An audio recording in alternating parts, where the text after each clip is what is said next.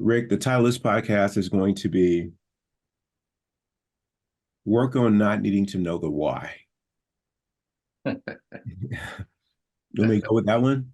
Yeah, please. I want to hear how you do that. One thing that I have noticed in myself and some of the people that we like to listen to, the Wayne Dyer, Eckhart Tolle, Deepak Chopra, Michael Singer, they talk about how the why part of it, like why are you this way or why the trauma is that part of it uh, is not necessary to really know. Your journey to consciousness of being your best is really independent of that. That's not to say that some of those things may not be instructive. I mean, they can be in terms of what not to do moving forward. But when you're dependent on the why part of it, it can have, at least with me, it can have me alter things that I would have done. So I'll give you a couple examples. One example, I'll tell you one that's trivial and I'll tell you one that really happened. One that's trivial is that me driving down, let's say, a street or the freeway, and a driver cuts me off. And I'm upset about it. I see myself go from zero to 10 in no time with this reaction of being upset. I mean, I'm outraged. How dare them be so reckless? And then they see me here taking it personal. And then I find out later that that particular driver was someone who was rushing to take care of a loved one or to get to a family member, a child, or something like that. Then all of a sudden, I'm okay with them doing that. I get into this realm of like, oh, absolutely. Like, I can't believe I reacted that way. I have compassion for them all of a sudden. And what I want to work on was getting to the point to where I didn't need to know the why to just let those kind of things go and to wish people well on their way, wherever that is that they're going. And now something that actually happened is late last year and early this year, one of my good friends who's going through something personal introduced me to someone else, one of his clients. And she started to come to me for training. And we developed this really good relationship where she was inviting me to come and join her and her friends with physical activities. In this case, it was a pickleball at her house. She's a beautiful home. And she was just always giving, always sending me texts, inviting me out to meet her and her friends. And then she started to come to ToBeRe and she was supporting the business and things like that. And we had some really good conversations. They were really deep. She shared some pretty vulnerable things. And of course, I did the same.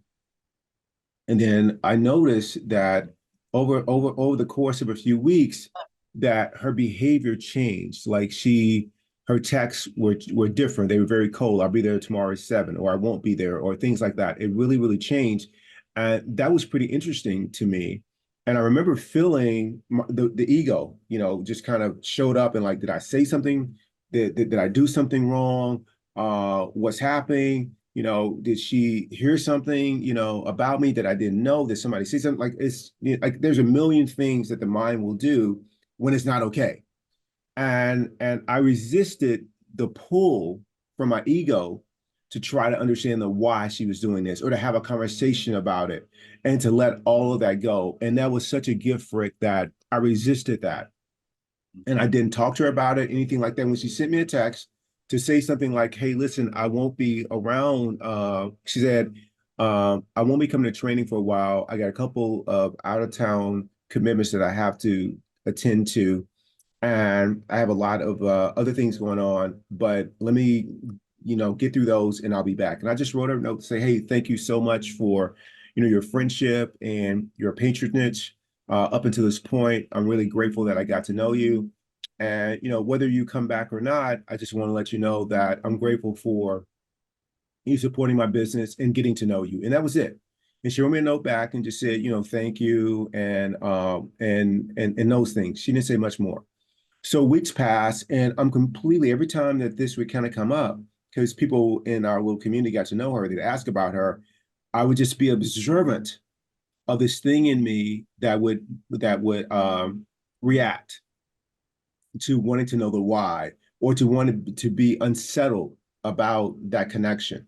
And I would just observe it, wouldn't do anything to it. I would just kind of say no comment, and then it would go away. It would just go away. And most recently, I would say um, probably about a month later, I saw her on the pickleball court playing with some other people because she played at a place where I play often, and somebody invited her to come and play. And it was just, hi, how you? She said, hey, Keith, and I said hi to her. And I noticed like that my ego wanted to have this, make it weird and awkward, but I just noticed that feeling come up, and I let that pass right through me too. And then she sent me a text message after that saying, it was so great to see you today. I hope you're doing well. And I just said, thank you. It was really great to see you too. And then she sent me a couple of text messages out of the blue just to say, hey, just thinking about you. I hope everything's going well. Just wanted to say hello. And that's happened over a few times. And then I saw her last week and when she was walking off the court and I jogged over to say hello to her. But what I'm grateful for, Rick, is that I set myself on this path a while back to not needing to know the why, to be loving, to be kind, to practice acceptance, to let go. Set myself on that path. And it wasn't easy to do.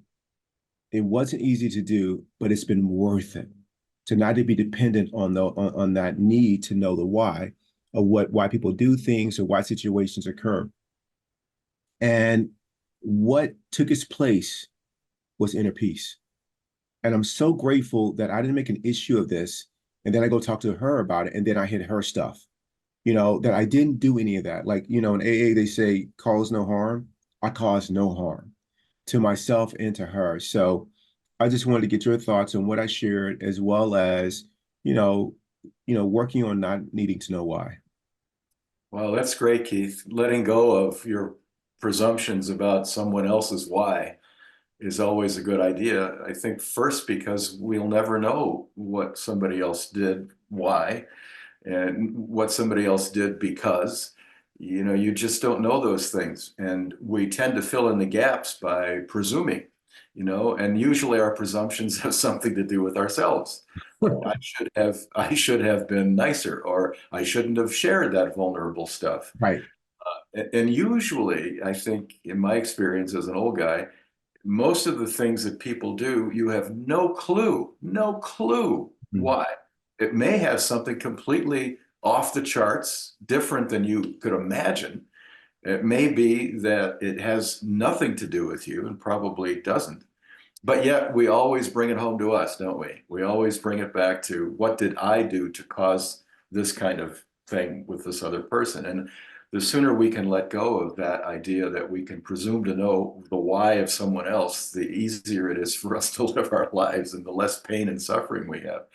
I think it's hard though, especially when you're developing a relationship with this new customer and friend, that you would expect that it would continue in a way that it had been continuing. And then when it ends, you're left with all kinds of odd questions. But the reality is, you're not going to know it. Why spend any time messing with it? Because your time is precious and there are other things that you need to worry about or not worry about. And life is full of things that you will never, ever understand completely. And the sooner I think we're comfortable with ambiguity, the things that we really Yeah. can't know, we really don't know what the motivations of other people are, I think the easier it is to live our lives and be the person that we want to be. And I think that's a great example of letting go. That could have been something that could have hurt you. You could have blown something up that was best left alone. Yeah. Thank you, Rick. Yeah. And even if she would have volunteered the why, um, I'm just glad that I didn't need to know it, Yeah, that's right. that this wasn't about her. This was about me being loving and kind and accepting, regardless. Because I often think about if someone tells you ahead of time that they're going to be in your life, for a specific amount of time, you tend to accept that, right? Hey, I'm going to be your client. I'm only going to do it until I get through this race or through this big, business deal, just for this one-time deal. It kind of sets your expectations. But therein lies the problem, is having expectations, right? If you let go of that and preferences, it's not that you don't have to that you can't have expectations and preferences. what you want to work on is if they go unfulfilled or unmet, that you're okay without them being filled and met. That's where the growth is. That's Right. where the enlightenment is. And so in this particular case is that it had nothing to do with her. It had everything to do with me. Is that I want to be the kind of person that is going to be okay, whether I know a specific time period in which someone is going to be in my life, or and the kind of person that if I don't know, I'm okay. The commonality is I'm okay no matter what happens. That's a beautiful thing. That's where I want to be, Rick. I want to be in that place. And I think this is a great opportunity for me to strengthen the capacity to be there, the ability to be in that space. Life will give me give another opportunity to try this out again, and hopefully I'll rise to the occasion. And either I will or I'll grow. It would be one of the two. But I'll definitely keep trying. So Rick, thank you so much. Thank you, Keith. That was a great story. I really appreciate hearing it. Thank you for sharing. Thank you.